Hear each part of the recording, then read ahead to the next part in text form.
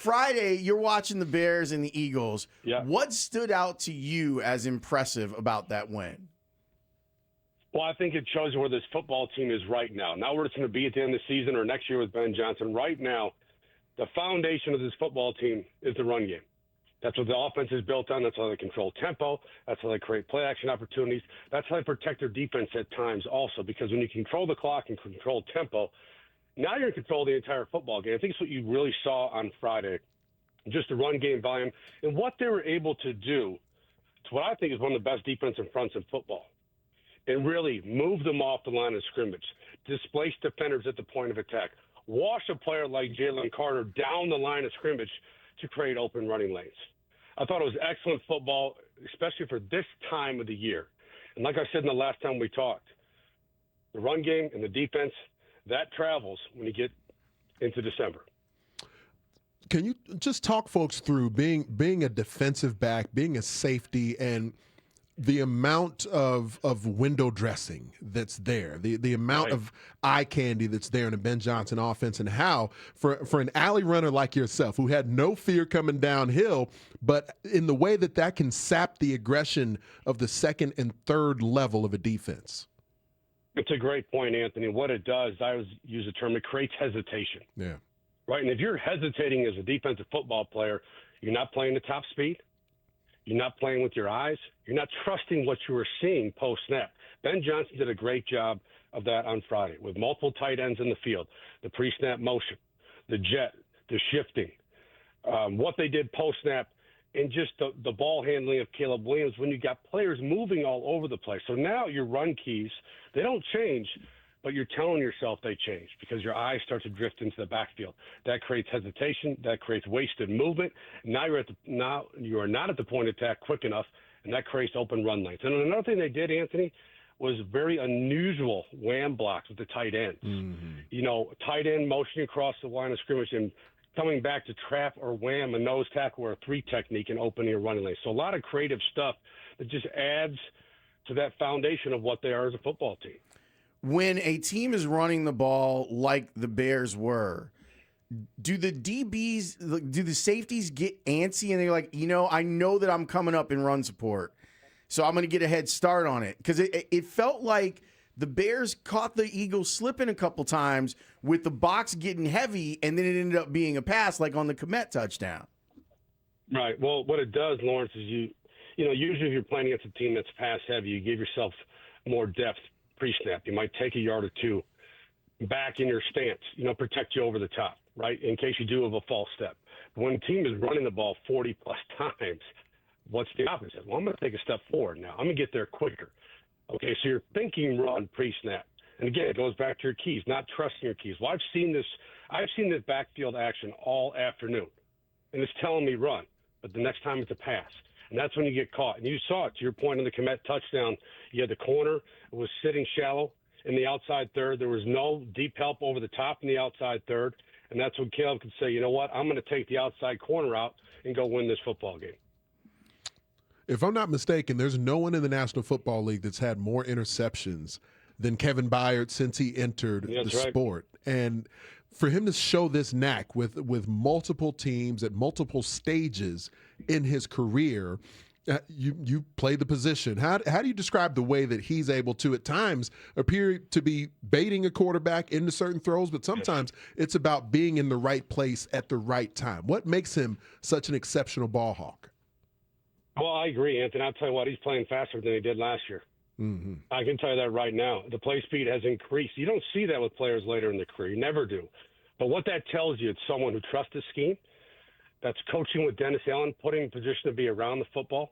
And also, to your point, go back a couple weeks ago when they played Minnesota, the interception he had against J.J. McCarthy. That's baiting a quarterback. He's showing low in the flat. He flips his hips and sinks underneath the throw. McCarthy didn't even see him. The interception he had on Friday against Jalen Hurts, that's just range over the top. Okay, and I don't think he showed that at a consistent rate last season. No disrespect to Matt Eberflus and that defense, but he did not, in my opinion. This year, he's simply playing faster, and he's getting to the point of attack at a quicker rate. And to your point, Anthony, he's a natural playmaker, and you're seeing that right now. This is the guy that should be going to the Pro Bowl this year based on the tape. I'm with you. I think he could end up being all pro. We will see what ends up happening with him. Matt Bowen is talking with us here about the Bears. We'll talk with Seth Rollins in a little bit here on the Spiegel Holmes Show. Big Ant in for Spiegs. I've been calling what the Bears have been doing over the last couple of weeks heavy dime. The fact that C.J. Gardner-Johnson is not coming off the field, the fact that they haven't had their linebackers available and are still doing a pretty good job, what are you seeing? Why is it working? Well, a couple of things. You look at what they did to the Eagles and Saquon in their run game on Friday. I think Saquon only had one explosive play run. I tracked that at 10-plus yards. I think only one in the day. I think their edges were outstanding. I think Booker was outstanding on the edge, closing the edge, forcing the ball back inside. You had lateral pursuit to the football, safeties playing downhill. And when you can stop the run, Lawrence, with multiple defensive backs in the field, you're doing a good job. That means you have defensive backs that are willing to play in the front, that can slide into the box and play cutback runs, that can pursue the football, and overall have a nasty play demeanor to them. That's what you really need, right? We could talk schematics all day. Do you want to be in the front or do you not? Because I play with defensive backs who do not want to be down there. They don't want to mix it up, right? But the guys that do, that expands your profile as a defense and what you can do from matchup ability as well. To have the versatility at the tight end position that Ben Johnson demands and that the Bears are able to display with so many multi-tight end sets. And all of them, it feels to me, Bo, like they all do enough of the other stuff where you can't necessarily pencil one guy in for this is specifically his role on an individual play. Is that how you see it? Yeah, I think so. I think the one difference, Anthony, is with Loveland. He gives you a little bit more matchup ability when flexing the formation. He ran the in-breaker on Friday, had an explosive play, on he called it a skinny post route. We've seen him what he can do inside the red zone. But to your point, no, they can both play in line. They can both flex outside. They're adequate positional blockers in the run game. That's what you need. And they can both move. Their movement traits matter the most. Going back to what we said at the top of the show, what they can do pre-snap and post-snap in the run game and how they can get loose in the pass game, that goes to their movement traits. So two matchup pieces for the Bears. And you look at the numbers right now, Anthony, the Bears are near the top. I mean, look at the run game in 12 personnel runs. That means you have two tight ends in the field. They're near the top in run percentage. When I talk about the red zone to people offensively, the way I try to describe it is that you're either offensively, you're trying to either create space or a matchup. And coming into the season, I wasn't certain if the Bears had a matchup guy in the red zone, but to the discussion about Colston Loveland, it does feel to me like he's a player who has that potential. Maybe it's not necessarily just match him up, backside a 3-by-1 and throw him a fade, but between his size and his ball skills, I do feel like we're seeing an emerging red zone target that's a real matchup issue. What is it about Loveland that creates kind of that matchup problem? Well, you mentioned his size or his frame. That's part of it, right? But I think the other thing that we don't talk about enough is his foot quickness. Yeah. Or you don't talk about foot quickness enough with receivers or tight ends. It's always about top-end speed, right? That's why we watch the combine and look at the 40 times. That stuff's great. But to your point, Anthony, when you're in the red zone, the field is reduced. You don't run vertical routes down there anymore. So do you have the foot quickness to separate versus press coverage or tight coverage? That's what Loveland has. He can weave a defender, force him to expand outside, whether it's a linebacker or a safety, and then he has the foot quickness to separate inside. And that's where the rest of the traits come in. The strong hands, the point of attack, the frame, the shield, the defender. But to your point, Anthony, I do think he's a matchup player for them. Matt's a good guy to ask an opinion on the conversation that we were having earlier about spread offenses and pro style seeming to come back into vogue in the NFL. At the high school level, there's a ton of spread. And I think that over a 15-year span, we saw a bunch of those quarterbacks matriculate to the NFL and coaches try to figure out how to make it work. I feel like I'm seeing a swing back to more pro-style concepts. So what does that mean for these younger quarterbacks? What are the things that they're going to have to learn? Because whether it's what's going on in New England or what's going on here in Chicago, the stuff that is clearly going on in Denver, these guys are benefiting from taking their skills that they have from the sets they were running in college and adding it to what pro-style coaches want. Right, and I think the style of football we are watching right now is very similar to the style of football that Anthony and I played in the Big Ten in the 90s. Okay, football, that stuff never goes out of style, right? It just changes. And to your point, Lawrence, there was a lot of spread passing elements that were added to the NFL probably over the last decade, right? More RPOs, more bubble screens, more trips to the field, taking advantage of space. To your point with the high school level, everything is trips to the field right now because there's so much space out there because of the wider hashes. But I think pro style, in terms of, saying pro style football coming back into play, I think it is the tight ends. I think it is the run game. And what it tells quarterbacks is you don't have as many defined reads. You have more pro level progressions, in my opinion. I think it's asking more of quarterbacks in the pass game when sets are reduced, when you have to get from 1 to 2 to 3 very quickly and then to your check down. So do I think it's going to stay? Yes, I do. I do, because I think right now you look around the league, a lot of 2 tight ends, a lot of 13 personnel, which is 3 tight ends. You're seeing the return of I-back sets. Okay, this is old school football, but it's the same football. It's just run a different way. But to answer your question, yes, it's more on the quarterbacks to play this style of football than it is in a spread system.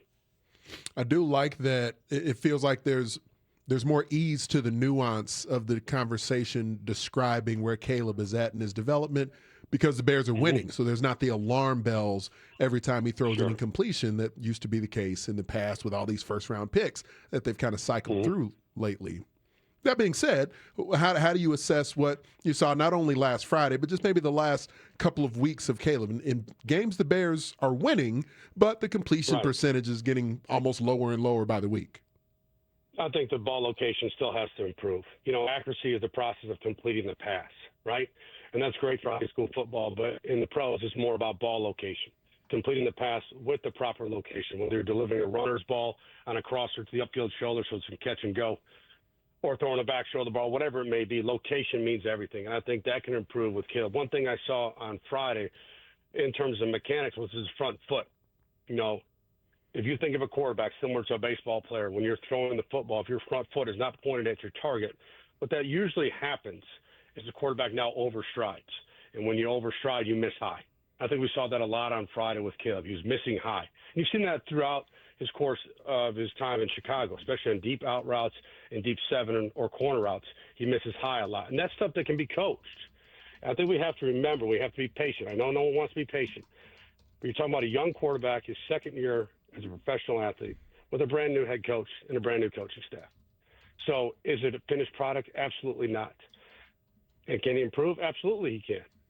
But the one thing that separates him right now is the natural playmaking ability, the ability to play off schedule, and he does it late in games.